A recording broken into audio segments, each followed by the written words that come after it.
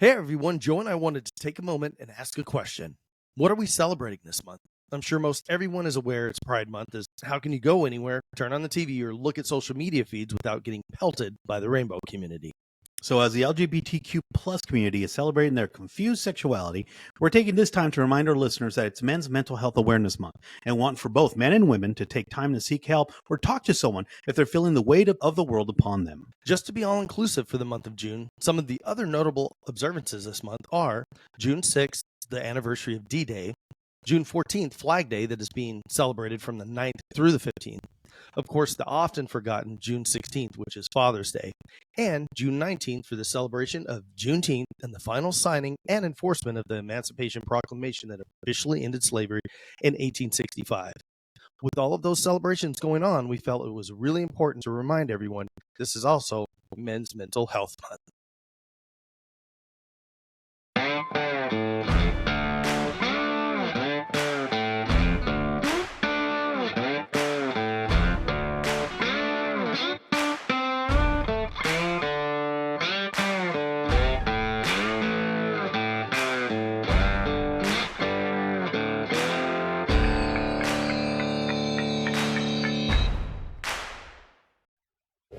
A family can be made up in many different ways. It's called SOGI, for Sexual Orientation and Gender Identification, a curriculum that teaches public school students across Canada to celebrate the homosexual lifestyle and that gender is fluid. In other words, your gender is not dependent on what parts you were born with, but rather what you feel like in the moment. There's people that are boys, there's people that are girls. There are people whose gender might be a little bit of both or might even be neither. Lessons include books about transgender children, such as 10,000 Dresses, and songs like The Rainbow Song. Gender won't decide the choices we make. Some boys like dressing up, some girls like catching snakes. The SOGI curriculum started in British Columbia in 2016 and is quickly spreading throughout Canada. I just thought, who decided that this was okay to teach our children? Author and inspirational speaker Laura Lynn Tyler Thompson is a leading voice against the SOGI curriculum. And we are seeing the results of that now because some kids are reacting very emotionally and saying, and they're in fear. Will I suddenly struggle with feeling like a different gender inside of my body? Carrie Simpson of Culture Guard, another leading opponent, calls the curriculum nothing short of child abuse. All those beautiful qualities that make young girls, beautiful girls and women, are being basically vilified. The things that make our boys boys are being, taken from them. So things of equating young men to being strong protectors is something that's now evil. But Morgan Auger, a transsexual and supporter, claims it's about acceptance, not indoctrination. The idea is to teach kids that there are gay kids and there are trans kids and there are trans parents and gay parents in our society, and everybody's wanted and desired. After all, that's what our Human Rights Code says, and it's the role of schools to teach the following of our laws, right? Simpson disagrees, saying she sees SOGI's real goal as altering our culture from a heteronormative society into one where anything goes, no boundaries, no values, no morals. It's a hedonistic cult, basically, what they're implying. Another blaring example, drag queen story time. It's happening in Canada and America, where some public schools and libraries invite drag queens, some dressed like horned demons, to read to young children. And it's a social deconstructionist agenda. They're using children, little 5-year-olds, to accomplish this. And parents are waking up and saying no. When asked about parents' rights, Auger says, well, actually, in Canada, parents' rights are limited and children's rights are put ahead. So the child has the right to be protected from the parents when the parents behave badly.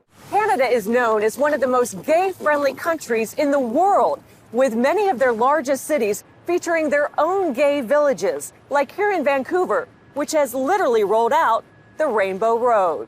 Most gays, like village resident Dave Davy DiCarlo, support SOGI and limiting parental rights. The change that we have to see is sometimes the parents. And the kids are doing actually really okay. This is very scary stuff. Longtime Vancouver area pastor Kevin Kavanaugh says this is far more serious than most Canadian Christians realize. Our problem is not the teachers, the educators, the administrators. This is a battle in the heavenlies. He says Satan is going after their most vulnerable, the children.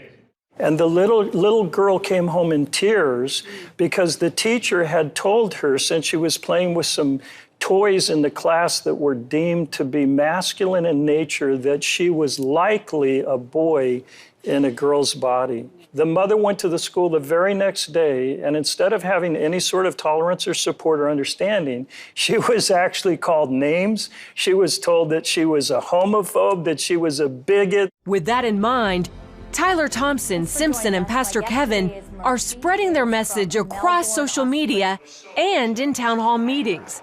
The pro-gay backlash has been fierce. And the hatred and the anger and the bullying that came against us, even though we said, we love you, we don't take from you the opportunity and the freedom to live as you choose.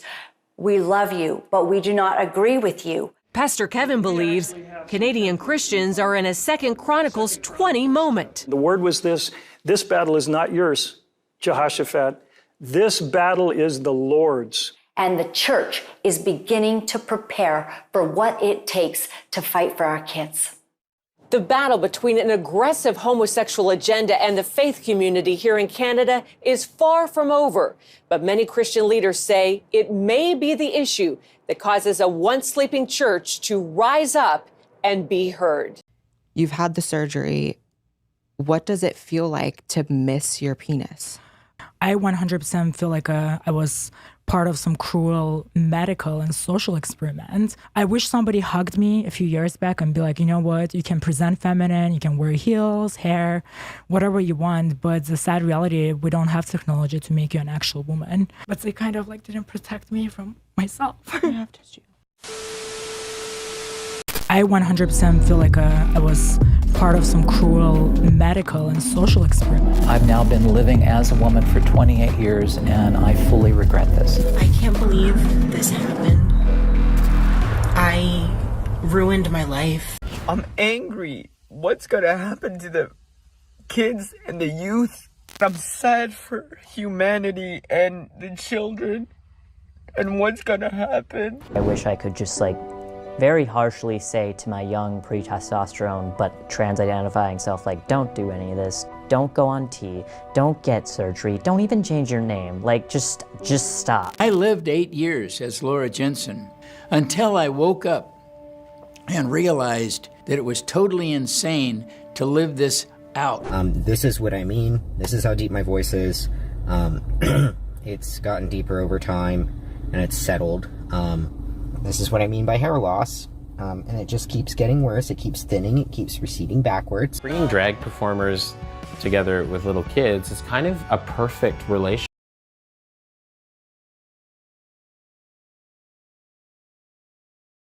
My name is Chloe Cole, and I am an 18-year-old former transgender child. I transitioned from the age of 12 up until 16 when I realized it all was a lie. My story is a cautionary tale. Children and parents across the country have been caught off guard by gender ideology. How did we get to this point?